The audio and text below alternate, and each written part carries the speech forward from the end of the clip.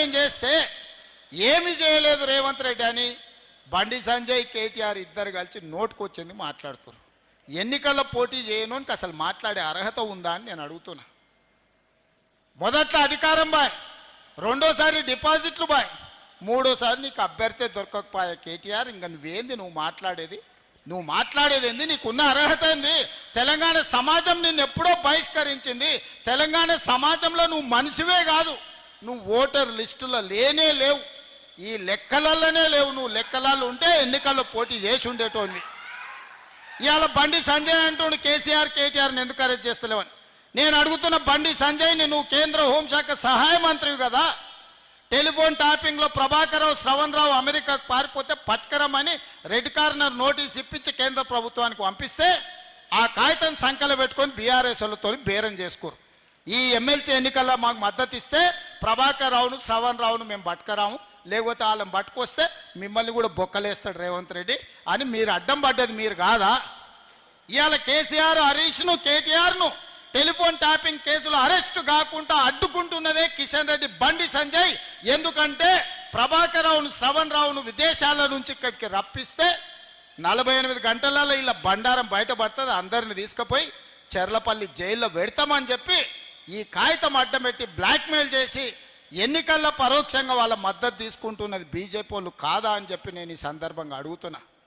బండి సంజయ్ గారు, నీకు చిత్తశుద్ధి ఉంటే మేము గొర్రెల స్కామ్ కింద ఏసీబీలో కేసు కట్టి మేము విచారణ చేస్తే ఫైళ్ళన్నీ మీ ఈడీ వాళ్ళు తీసుకుపోయినారు. ఈడీ వాళ్ళు ఎందుకు ఈ గొర్రెల స్కామ్లో టీఆర్ఎస్ వాళ్ళని ఒక్కరిని కూడా అరెస్ట్ చేయలే?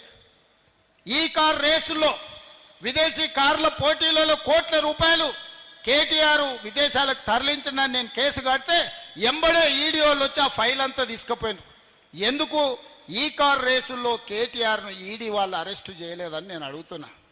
టెలిఫోన్ ట్యాపింగ్లో ప్రభాకర్ రావును నిన్న మనం టీవీలలో చూస్తున్నాం. ట్రంప్ ఆ ప్రెసిడెంట్ కాగానే అమెరికాలో ఉన్న భారతీయులందరినీ అక్రమ వలసదారులని కాళ్లకు బేడీలేసి తీసుకొచ్చి దేశంలో ప్రత్యేక విమానంలో దించిపోతున్నాడు.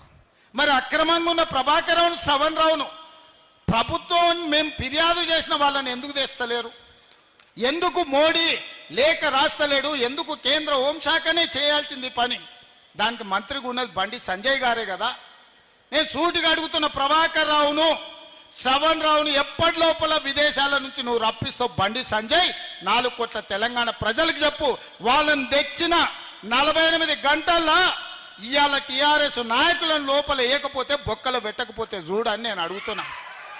ఇవాళ ట్యాపింగ్ చేసిన దొంగల్ని అమెరికాలో దాచిపెట్టి మీరు ఢిల్లీకి పిలుచుకొని సీకట్ల హరీష్ రావుతో కేటీఆర్తో మాట్లాడి ఒప్పందాలు చేసుకున్నది మీరు. ఇవాళ మీరా మా గురించి మాట్లాడేది? ఇవాళ టెలిఫోన్ ట్యాపింగ్ లీడ్ ఉన్న వాళ్ళందరినీ 10 నెలలైంది లోపలేసి. నిన్న మన బెయిల్ వచ్చింది. ప్రణీత్ రావుకు, రాధాకిషన్ రావుకు, ఇట్లా చాలామందిని దొరికినట్టే చెంచల్గూడ జైర్లపల్లిలో వేస్తే 10 నెలల తర్వాత నిన్న మన బెయిల్ వచ్చింది. హరీష్ రావు మీద కేసు పెడితే హరీష్ రావు కోర్టుకు పోయి కోర్టులో ఇవాళ ఆర్డర్ తీసుకొచ్చిండు, అరెస్టు చేస్తామని. నన్ను అరెస్టు చేయొద్దని హరీష్ రావు కోర్టు నుంచి ఆర్డర్ తెచ్చుకున్నాడు. మరి బండి సంజయ్ గారు, నీ శాఖలో ఉన్న నీ శాఖ అమెరికా గవర్నమెంట్కు రాసి రప్పించాల్సిన ప్రభాకర్ రావును శ్రవణ్ రావును ఎప్పుడు తెస్తావని నేను అడుగుతున్నా. గొర్రెల పెంపకానికి సంబంధించి ఈడీ దగ్గర ఉన్న విచారణలో బీఆర్ఎస్ నాయకులను ఎప్పుడు అరెస్ట్ చేస్తావని నేను అడుగుతున్నా. ఈ కార్ రేసులో కేటీఆర్ కోట్ల రూపాయలు లండన్ కంపెనీకి పంపించండు కదా, ఆ కేసు మీ ఈడీ దగ్గరనే ఉంది. ఎప్పుడు కేటీఆర్ని అరెస్ట్ చేస్తామని నేను అడుగుతున్నా. నిన్న మన కేటీఆర్ హరీష్ ఎన్నిసార్లు ఢిల్లీకి పోయిన రోజు చూడండి. వాళ్ళ ప్రభుత్వం ఉన్నప్పుడు ఎప్పుడు పోలే, కేంద్ర ప్రభుత్వాన్ని ఏం అడగలే. ఇవాళ ప్రభుత్వం మనం ఉంది, ఇవాళ ఆలువై బీజేపీలను కలిసి కాగితాలు ఇస్తున్నారు మా రాష్ట్రానికి నిధులు ఇవ్వండి అని. గింత అర్థం కాదానే ఓ కాగితం చూపించి ఓ మాట మాట్లాడుకొని వచ్చి ఇవన్నీ ఏషాలు అర్థం అవుతలేదా? ఇవాళ ఒప్పందంలో భాగంగానే బీజేపీల కాళ్ళు పట్టుకోవడానికి, బీజేపీలు వీళ్ళని కాపాడడానికి ఇద్దరు కలిసి సీకట్లో మాట్లాడుకొని మన నిఘా అధికారులు ఇవి బయట పెడతారని చెప్పి ఉత్తగానే కాగితాలు ఇచ్చినట్టు ఫోటో దిగుతుండు. సిల్లి గవర్నర్ తెచ్చినవా? నితిన్ గడ్కరీకి కాగితం ఇచ్చినావు కేటీఆర్? హరీష్ రావు కలిసి వచ్చిండి కేంద్రంలో ఉండే వాళ్ళని ఏమన్నా తెచ్చిండా? ప్రభుత్వంలో మమ్మల్ని అడిగిన ఏమన్నా నిధులు తీసుకురావాలని ఏమన్నా అడగాలా అని? తెలంగాణ రాష్ట్రానికి తెలంగాణ రాష్ట్ర ప్రభుత్వానికి నిధులు తెచ్చేది ఉంటే మాతోని కదా కలిసి రావాల్సింది. మీరిద్దరు ఏంది కలుసుకునేది సీకట్లా? ఈడ ప్రభుత్వం ఉన్నది మాది కదా, మమ్మల్ని కదా అడగాల్సింది. ఏ నిధులు దేంట్లో రావాలి, దేంట్లో బకాయి ఉన్నాయి, ఎవరిని అడగాలని మమ్మల్ని అడగకుండా మీరిద్దరు కలిసి మాట్లాడుకొని సత్రం భోజనానికి నెల్లూరు పెద్దారెడ్డి రికమెండేషన్ అన్నాడు. అంటే వెనకట్టుకోవడు సత్రంలో పెట్టేదే ఉచిత భోజనం, దానికి నెల్లూరు పెద్దారెడ్డి పెద్ద లేఖ రాసినట, మా ఫలానా మనిషి వస్తున్నాడు ఆయనకు ఉచితంగా భోజనం పెట్టురని.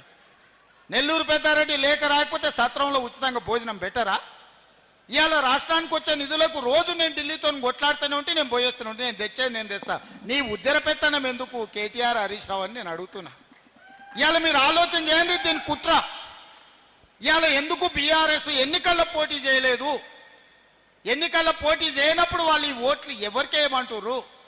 ఇవాళ ఆదిలాబాద్, నిజామాబాద్, కరీంనగర్, మెదక్లో టీఆర్ఎస్కి అసలు పట్టభద్రుల ఓట్లే లేవా? మీ ఓట్లు ఎవరికో చెప్పండి, మీరు ఎవరి పక్కన నించుంటారో చెప్పండి. మీరు మోడీని ఓడగొట్టమంటుండ్రా, లేకపోతే రేవంత్ రెడ్డిని ఓడగొట్టమంటుండ్రా, లేకపోతే వీళ్ళిద్దరిని ఓడగొట్టి మూడో అభ్యర్థిని గెలిపించామంటే ఎవరు మీ అభ్యర్థి అని నేను అడుగుతున్నా. ఎన్నికల్లో అభ్యర్థి పెట్టలేని దిక్కుమాలిన పార్టీ ఇవాళ రాజకీయాల గురించి మాట్లాడే అర్హత మీకుందా? ఆయన అసెంబ్లీకి రాడు, ఈ ఎన్నికల్లో పోటీ చేయడు. ఇక మునగాడు అంటాడు ఉప ఎన్నికలు వస్తే మా తడాక చూపిస్తామని. ఉన్న ఎన్నికల్లో అభ్యర్థి